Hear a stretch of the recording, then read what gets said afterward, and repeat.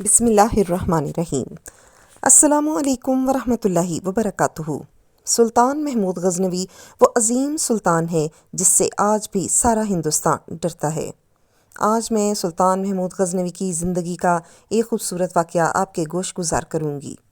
ایک رات سلطان محمود غزنوی کو کافی کوشش کے بعد بھی نیند نہیں آئی، تو اپنے غلاموں سے کہنے لگے کہ کسی مظلوم پر آج کوئی ظلم ہوا ہے، تم لوگ گلیوں میں پھیل جاؤ اور اگر کوئی فریادی نظر آئے تو اسے میرے پاس لے آؤ۔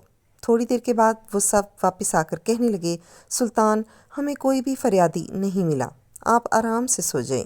سلطان کو جب پھر بھی نیند نہیں آئی تو وہ کپڑے بدل کر خود محل سے باہر نکل آئے۔ محل کے پیچھے میں حرم سرا کے نزدیک انہیں کسی کی فریاد سنائی دی، اے اللہ، سلطان محمود اپنے مصاحبوں کے ساتھ محل میں عیش و عشرت کی زندگی گزار رہا ہے اور محل کے عقب میں مجھ پر یہ ظلم توڑا جا رہا ہے۔ سلطان نے کہا، کیا بات کر رہے ہو؟ میں محمود ہوں اور تمہاری فریاد رسی کے لیے آیا ہوں۔ مجھے بتاؤ کیا ظلم ہوا ہے تمہارے ساتھ؟ فریادی بولا، آپ کے خواص میں سے ایک شخص جس کا نام میں نہیں جانتا ہر رات میرے گھر آتا ہے اور میری بیوی پر ظلم اور تشدد کرتا ہے۔ غزنوی، اس وقت وہ کہاں ہے؟ فریادی کہنے لگا، ہو سکتا ہے اب وہ چلا گیا ہو۔ غزنوی نے کہا، دوبارہ جب وہ آئے تو فوراً آ کے مجھے اطلاع کر دو۔ پھر سلطان نے محل کے دربان کو وہ شخص دکھایا اور کہا، جب بھی یہ دربار میں آئے اسے سیدھا میرے پاس پہنچا دو، اگر میں نماز کی حالت میں بھی ہوں تو بھی پرواہ مت کرنا۔ اگلی رات وہ شخص سلطان کے پاس آیا اور بتایا وہ شخص اس وقت اس کے گھر میں ہے۔ سلطان اسی وقت تلوار ہاتھ میں لیے اس شخص کے ساتھ چل پڑا۔ جب اس کے گھر کے قریب پہنچا تو اس سے کہا، گھر کے سارے چراغ بجھا دو۔ پھر اندھیرے میں ہی اس کے گھر میں گھس کر اس شخص کا سر تن سے جدا کر دیا۔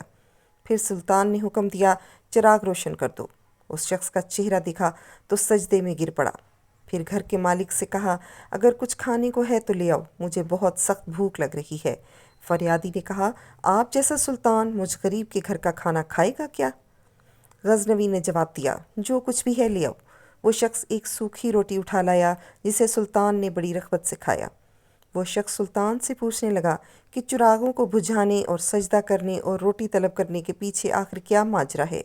سلطان محمود غزنوی نے جواب دیا، میں نے جب تمہاری داستان سنی تو سوچا میری سلطنت میں ایسا ظلم کرنے کی ہمت صرف میرے کسی بیٹے کو ہی ہو سکتی ہے۔ اندھیرا کرنے کو اس لیے کہا کہ پدرانہ شفقت میرے انصاف کے راستے میں حائل نہ ہو جائے۔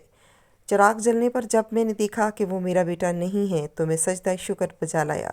کھانا اس لیے مانگا، جب سے مجھے تمہاری مصیبت کا علم ہوا میں نے اللہ کے سامنے قسم کھائی تھی کہ جب تک تمہیں انصاف نہیں مل جاتا میرے اوپر روٹی حرام ہے۔